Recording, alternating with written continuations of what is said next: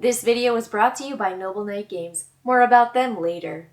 Hey everybody, Kimberly here, and I am super excited to share with you this uber thematic, super fun thrill ride that is Gun It.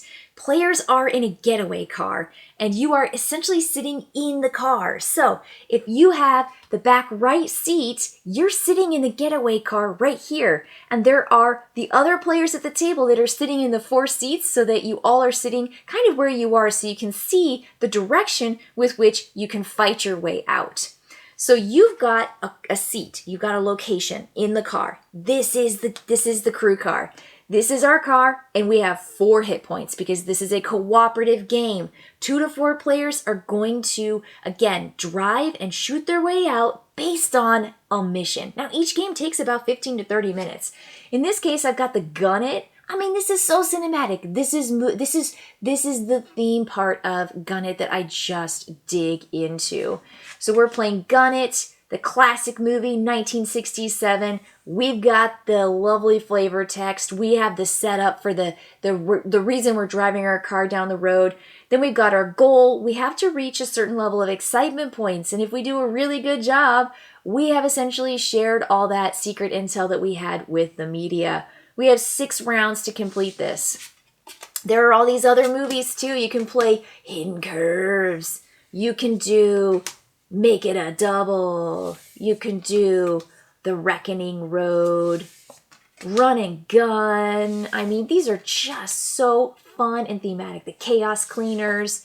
You can also do Gunners. These are movie posters. I mean, come on. The design here is dynamite. The movie is there. I am on board. So what I've done is I set this up for all 4 players. And you have players sitting at these places in the table. So I would be playing the back right seat. The player next to me is the back left seat. Then I've got the driver up here with the steering wheel. And then over here is the front right seat.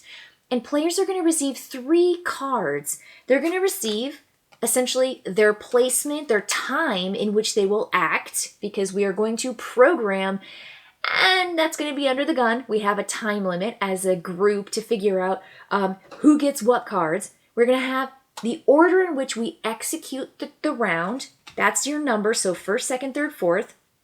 Players are going to have a starting weapon, and it's going to be the Uzi, the pistol, the shotgun. If you're the driver, you have to hang on to the steering wheel. There are ways for you to get a pistol and shoot while you're driving. That's an advanced play. And then the other thing players are going to get is the direction with which they're shooting or driving. So it's going to be forward, backward, left, and then right. So that's it. You have 3 cards. Those are just randomly dealt at the beginning of the game, minus the steering wheel. And then you're also going to give a super cool special thing to the driver, and the driver's going to have something. This is just, again, kind of cool. They've got sunglasses. So each time they take a risky shot, they gain a key, which is just one of these icons. And when you gain a key, it says you may discard this card at any time to earn an experience for every key you have. So we want kind of the driver to have like risky shots. And risky shots are risky. They're kind of like up in the air. That's why there's a coin here. So there's going to be a chance maybe for the driver to earn some experience for super cool stuff because you got sunglasses on. You're acting cool. You're like, pew pew. Very, very cool. I mean, this game has cool written all over it. That's it. The next thing, so this is all at the lookout phase. You're going to get the grid going with cars that surround. We've got trucks, cars, motorbikes. We have an innocent vehicle on the road with us. We've got a biker gang coming after us. That's part of the setup for a Gun It, which is the scenario that we're playing. So as part of this lookout phase, 2 cards get revealed, one of which is a moment, and the person sitting next to the driver is going to read this card and going to select one side or the other for everybody to essentially follow. So it says here when the crew car, that's our car, which we have 4 health. Once we have our 4th health, our car essentially blows up and we lose. So we want to make sure we don't have 4 hit points. When it would push a vehicle, it either drives on top of that vehicle instead, or it drives underneath the vehicle, and then we're going to follow what it says down here.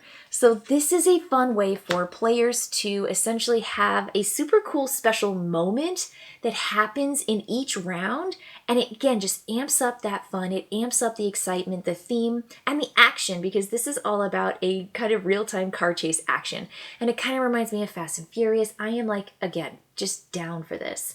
The next thing is a card that the driver reveals, and it essentially gives this really unique opportunity for that particular round, much like the moment does, but it doesn't give you a choice. It says, when a shot hits a vehicle, spin the vehicle 90 degrees counterclockwise before collateral damage resolves. And the reason this is important is because you'll see arrows pointing in different directions on the tile.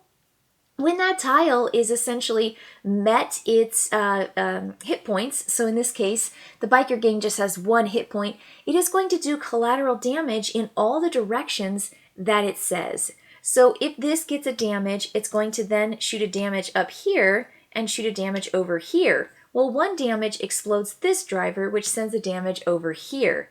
And if you have multiple, it's called a pile up, if you have multiple of those wreckage, that's going to be how players earn experience points. So it's important to make sure you kind of take out a couple cars in an area so that it creates a pile up and that wreckage gets scored.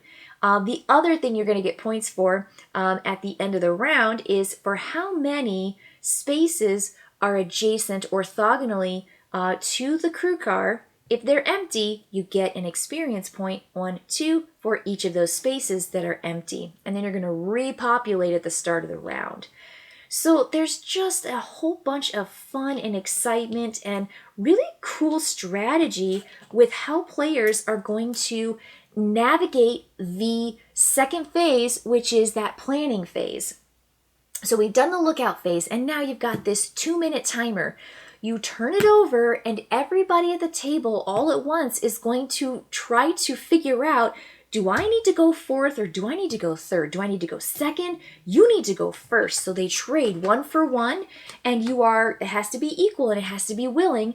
But now you're going to say this player needs to go 1st. They're going to shoot out of the back left seat, and they're going to shoot over here for 2 damage. But the problem is there's going to be some flak going back at them, so we have to be prepared for that. Is that an action we actually want to take, or do we want to do something else with it? So maybe we don't give the shotgun to that player, we give them the Uzi, and then they're going to shoot this way and then be able to shoot the truck that's ahead of them because they can shoot non-risky.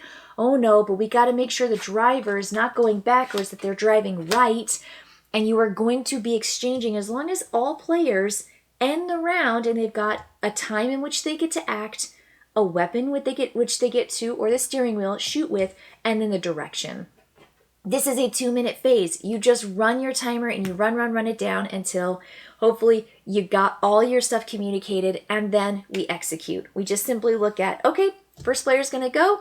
They're in the back seat down here, so they're going to shoot left 1 spot, and they're going to go boom. And then it says non-risky shots fire a second diagonal shot in your quadrant. Uh-oh. The Uzi was the wrong thing to do, because the quadrant with which our backseat goes is the innocent. And now the innocent exploded. We just killed an innocent person in the very first round. And that is going to do damage back to us because we don't want to hurt innocents. So we're going to put that on there. And this innocent essentially goes to our discard pile. And that was really bad. Then we execute second. Do what they say. Execute third. Execute fourth. And then that's going to be the round. And you are going to be taking 6 of those. You get, again, excitement points, as it says at the bottom of every player sheet. When you wreck multiple vehicles during the same turn, you get 1 experience for each vehicle in the pile-up. And if you have multiple pile-ups because you have 4 turns in the game, you have first player, second player, third, and fourth, you're going to be getting 2 more experience, plus 3 more experience, plus 4 more experience if you have multiple pile-ups. That's how you get the big points.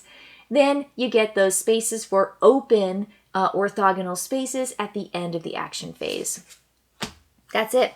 That's the game. It is so fun. It is just delightful. There are just a ton of those cars that come out here in a variety of collateral damage that does that. You have to always be thinking about, well, where is this going to go? How are we going to move? If you essentially bump, you drive forward, you just bump cars ahead and now you're there. No damage happens, but you're now in a different space. Or let's say you wanted to move to one side over the other, it would have probably prevented the Uzi from taking out the innocent that does this. So the planning phase is the time. And that time is just so, it goes by so fast and you're trying to plan ahead. And if there's anything I like more, I love programming games. I love programming ahead of time, thinking you have it all figured out, and then realizing, oh my gosh, I can't believe I didn't see that. And this happens. And then it just, the dominoes just start falling and you're like, oh my gosh, this is a disaster. It is just loads of fun. They have advanced weapons, so you can start playing with different kinds of weapons, and that's going to be available face down or face up at the beginning of the round. And so it gives you a chance to have a different kind of weapon than the basic ones, and they do different things. It is just the coolest. I mean, these are just really, really thoughtful, fun. You can tell like how much damage it does. But then there are some risky shots that players are taking. You want to roll down some spike strips. Totally. Again, this is all about the cinematic feel. Do you want to drop a 3-point grenade on top of one of these massive trucks that are up here without getting any flak? Boom, drop the grenade, done. And now that doesn't hurt you. If you dropped it here, that collateral damage is going to come back and hurt the crew car. I mean, it's just really fun. And it's all about the cinematic thrill ride that is trying to escape in a car and feeling like everyone's boxing you in and you just got to kind of shoot your way out. That is what Gun It is all about. I think there are just so many moment cards to pick from. I mean, there are a ton of them. So every time you play, your experience is going to be different. And then again, with the cards that the driver gets to pick. This essentially is the setting. This is like a locale that makes your race feel like it's actually in a real location. Very, very fun. I love it. I think it's just tons of fun. And I love the real time, but it's not real time in the game. It's just real time in the planning. But then it creates a little bit of that stress. And with only 6 rounds in that first scenario for Gun It, you can see how this only takes about 15 to 30 minutes to play. Just really, really fun. I think this is just a ball of hoots and laughs, and let's just, cross our fingers and hope we did enough to gain that experience to hopefully get away, because that's the whole point of Gun It. And every other mission or scenario has a different goal and a different way of scoring up your excitement points. So tons of fun to be had here. And I think it's really fun. You get to, flip a coin in the game when it comes to making those risky shots. All right, everybody. I'll see you later. Noble Knight Games is your portal to all things gaming. Visit them online at nobleknight.com, or if you're near downtown Madison, Wisconsin, you can enter their fortress, which features 5,500 square feet of roomy retail and gaming space. Noble Knight Games hosts daily game groups and events and a free-to-play board game library. Their storefront offers access to thousands of tabletop gaming products, from the newest games and hobby supplies to rare, collectible, and vintage titles from all over the world.